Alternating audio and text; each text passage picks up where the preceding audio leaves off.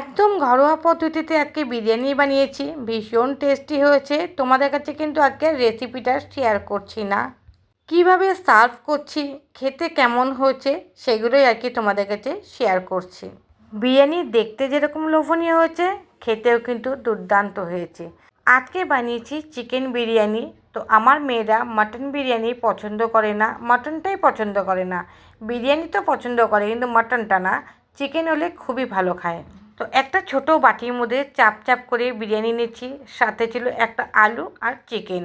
তো কাঁসার থালার মধ্যে বাটিটাকে দেখো উল্টে দিয়েছি, তারপরে একদম তুলে নিয়েছি। দেখো একদম বাটি রাখার ধারণ করছে, দেখতে কিন্তু ভীষণ ভালো লাগছে। আরও তার সাথে দিয়েছি একটা চিকেন লেগ পিস, আর চিকেন রান্না করার পরে একটুখানি চিকেন তুলে রেখে দিয়েছি, যেহেতু আমার মেয়ে খেতে ভালোবাসে। চিকেনটা দেখো এত সুন্দর নরম হয়ে গেছে, হাত দিয়েই খোলা যাচ্ছে, এত সুন্দর নরম হয়েছে। আলুটাও কিন্তু একদম নরম হয়ে গেছে। ভিডিওটা ভালো লাগলে প্লিজ তোমরা আমার চ্যানেলকে সাবস্ক্রাইব করে দিও।